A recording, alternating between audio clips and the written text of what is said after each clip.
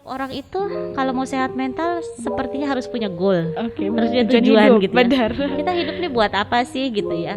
Kalau sekedar happy tapi happy yang tidak bermakna juga nggak sehat Nggak mental sehat, juga. benar. Misalnya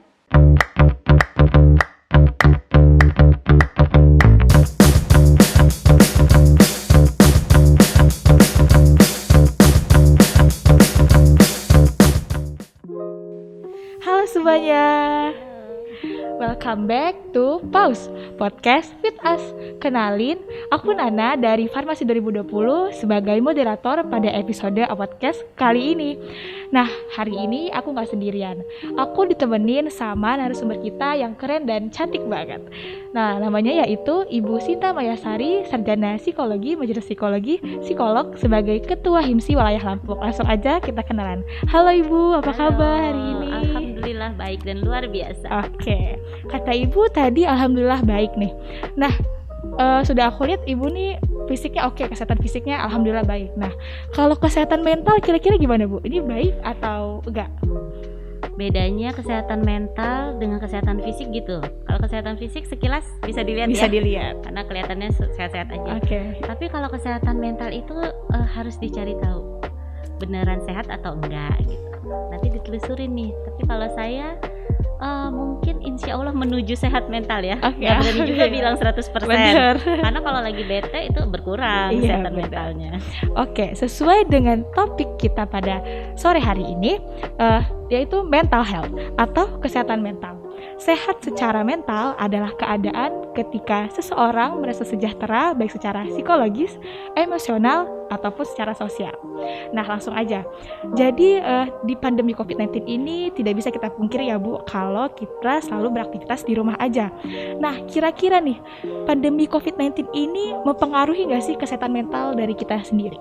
Oke, kalau pandemi COVID-19 kalau menurut pendapat saya sih mempengaruhi kesehatan mental ya. Oke. Karena kan pandemi COVID-19 ini situasi yang pada dasarnya mengancam keselamatan jiwa nih. Benar Jadi banget. kita kan deg-degan ya, ini kita sehat bakal kena atau enggak gitu ya. Jadi ada ancaman terhadap keselamatan jiwa. Kemudian situasi ini benar-benar situasi yang baru kita rasakan nih gitu 2 tahun ini ternyata kita harus berhadapan dengan si COVID. Nah, otomatis kalau situasinya baru dan mengancam keselamatan jiwa itu biasanya akan berdampak terhadap kesehatan mental. Karena Oke. bisa memicu stres, khawatir, takut gitu. Ya, jadi intinya si kesehatan mental ini memiliki pengaruh yang penting gitu ya, berpengaruh sekali di Ya, pandemi COVID. berpengaruh, bahkan berpengaruhnya nggak per individu, tapi global. Global. Internasional semua berpengaruh. Benar, setuju banget Bu. Oke, kita lanjut ke pertanyaan selanjutnya. Nah, menurut Ibu, stres di masa pandemi ini merupakan suatu hal yang normal atau tidak normal? Nah, kalau stresnya sendiri karena situasi pandemi COVID-19 itu kita kategorikan sebagai situasi abnormal. Jadi kan nggak wajar nih Iya, situasinya. Jadi kalau saat itu kita merespon dengan perilaku stres gitu ya, ngerasa stres, itu respon kita wajar karena situasinya abnormal. Jadi kalau sekarang kita merasa stres, ngerasa takut, cemas, khawatir itu nggak masalah. Tapi perlu dikelola supaya tidak berlama-lama berada dalam kondisi itu gitu. Jadi intinya kita harus mengelola ya. Ya, perlu dikelola supaya bisa tetap berfungsi normal Betul. gitu. Berarti stres ini merupakan hal yang normal. Ya, merasa stresnya normal. Ya, oke. Lanjut ke pertanyaan selanjutnya. Pertanyaan selanjutnya ini benar-benar relate banget di kehidupan kita sekarang, yaitu aktivitas hybrid. Nah, menurut Bu Sinta sendiri, kita bagaimana cara kita untuk mempersiapkan dalam melaksanakan aktivitas hybrid ini? Oke, aktivitas hybrid ini kan berarti kita separuh online, separuh offline gitu ya. Tapi kan memang tuntutan situasinya menuntut kita untuk bisa melakukan aktivitas secara hybrid. Karena kalau kita mau full online, kita jadi kurang berinteraksi mungkin secara live. Ada beberapa hal yang harus dilakukan secara langsung.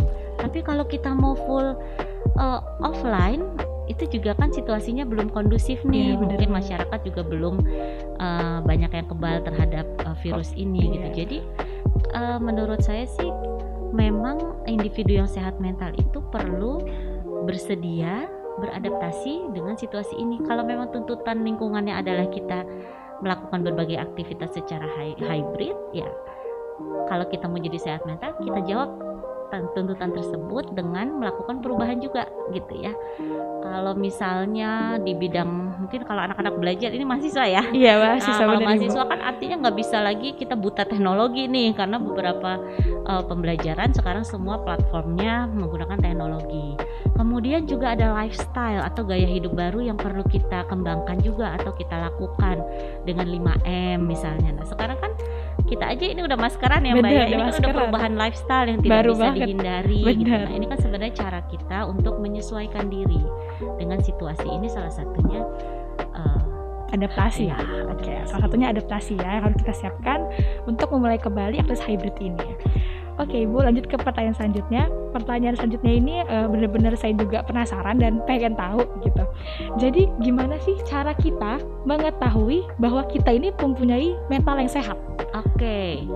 Jadi tanya-tanya ya, aku sehat mental nggak sih? Iya, gitu ya. benar. Sebenarnya kalau bahasa awamnya mau deteksi saya sehat mental atau enggak, cek aja. Saya menikmati kehidupan saya dan saya merasa bahagia atau enggak. Itu bahasa awamnya gitu. Tapi kalau misalnya dari sudut pandang psikologinya, kita perlu deteksi di 3 aspek mental. Jadi aspek mental itu ada pikiran, ada perasaan, dan ada perilaku. Nah kita cek nih, kita tuh punya pikiran yang logis dan rasional enggak gitu. Kemudian kita bisa mempersepsikan realita itu secara akurat atau enggak, bisa objektif enggak gitu ya menilai situasi. Kalau dari aspek perasaan, kita cek juga apakah kita lebih banyak punya mood yang positif atau enggak. Kalau misalnya kita moodnya negatif, apakah kita bisa mengelola gitu ya? Karena bukan tidak boleh merasakan mood negatif, boleh gitu ya, terutama dalam situasi-situasi yang memang tidak menguntungkan gitu. Tapi bagaimana cara kita mengelolanya supaya tidak menghambat aktivitas lainnya. Dan yang terakhir itu adalah kita cek perilaku kita. Kalau misalnya kita bisa berperilaku menyesuaikan diri atau adaptif tadi dengan tuntutan lingkungan, itu juga ciri dari individu yang sehat mental. Selain itu juga kita terus mau belajar gitu ya untuk bertumbuh dan berkembang gitu. Berarti sikatnya itu tanya pada diri sendiri, are you Ya. happy gitu? Ya bahasa gampangnya gitu, lu happy nggak? Lu enjoy nggak? Kalau gitu. kita happy, ya berarti mendekati mentalnya sehat. Ya gitu. Oke, lanjut ke pertanyaan selanjutnya. Bantuan apa aja yang bisa kita berikan atau cara kita untuk reach out orang-orang di sekitar kita? Oke, jadi memang sebagai masyarakat awam juga sebenarnya kita tetap bisa gitu ya membantu orang lain, terutama kalau memang kita rasa kepeduliannya tinggi. Nah, yang bisa kita lakukan tuh menerapkan yang namanya 3L. Jadi 3L ini adalah kepanjangan dari look, listen, dan link gitu ya. Look itu ya kita melihat apa sih kebutuhan orang itu gitu, dia butuh apa gitu. Kemudian listen itu adalah kita mendengarkan keluhan-keluhannya, karena kadang-kadang orang itu dengan didengarkan saja itu sudah hubungannya terapeutik gitu, itu hubungan yang menyembuhkan Iya, gitu. jadi kayak senang didengar. Cuma kalau yang listen ini perlu diingat adalah listennya yang non judgmental. Jadi dengerin aja, nggak usah dipotong dan nggak usah dinilai gitu perilakunya benar atau salah. Jadi sebagai pendengar. Ya, pendengar yang baik saja. Kemudian yang terakhir adalah link. Link itu adalah kita menghubungkan kebutuhan teman kita ini, apa sih dia butuhnya. Nah, itu kita bantu carikan link bantuannya, kita hubungkan gitu. Oke, berarti singkatnya bantuan bisa kita berikan itu dengan 3L. Ya, Look, listen, dan link. Link. Oke, baik. Pertanyaan yang selanjutnya nih, gimana cara kita atau menurut Bu Sinta sendiri menghadapi lingkungan yang toksik? oke, lingkungan yang toksik. Pertama lihat dulu lingkungan yang toksik ini lingkungan yang bisa kita ubah atau enggak gitu ya. Karena sebenarnya setiap orang itu punya 2 cara untuk menghadapi berbagai situasi. Dia bisa fight, bertarung di situasi itu, atau dia flight. Flight itu kabur, melarikan diri gitu ya. melarikan diri. Jadi kalau misalnya situasinya tidak memungkinkan atau sulit untuk diubah, mungkin dia akan pilih flight. Tapi flight itu ternyata tidak menyelesaikan masalah. Jadi tetap besoknya akan Ada tetap lagi, toksik ya. gitu ya. Karena Jadi nggak dia ada lari dari perubahan. masalah. Ya gitu, karena kita kabur. Nah yang lebih sehat adalah kita fight. Nah fight ini caranya kita bisa pilih dengan 2 cara nih. Yang pertama, kita belajar fokus untuk mengelola emosi kita. Jadi walaupun lingkungannya toksik, itu kita berusaha mengembalikan mood kita, mengubah mood yang negatif menjadi lebih positif. Caranya ya dengan melakukan hal-hal yang kita sukai gitu ya. Nah nanti kalau moodnya sudah lebih positif, baru kita pilih opsi yang kedua. Yang kedua itu adalah fokus untuk menyelesaikan masalah. Karena lingkungan toksik itu ada sumbernya deh, ada sumber masalahnya. Nah itu coba kita telusuri dan kita coba untuk ubah gitu situasinya gitu ya. Tapi kalau misalnya sulit diubah ya tadi kembali ke solusi pertama, perbaiki mood terus. Intinya happy lagi ya, balik lagi ke happy. Ya. Karena gini Mbak, lingkungan itu kan di luar kita ya. Sementara pikiran, perasaan, perilaku kita itu remote-nya harusnya kita sendiri loh yang ngatur. Iya. Oke, jadi kita tuh perlu mengendalikan lingkungannya juga gitu. Jangan lingkungan yang mengendalikan diri kita sendiri. Gitu. Ya, punya ketahanan terhadap lingkungan lah. Gitu. Jadi kita independen, jangan kita mudah terbawa lingkungan. Gitu. Oke. Kalau tadi udah dijelasin juga kita kemana kalau untuk mencari pertolongan ketika mental kita bermasalah. Tadi udah dijelaskan. Boleh dijelaskan lagi ya Bu?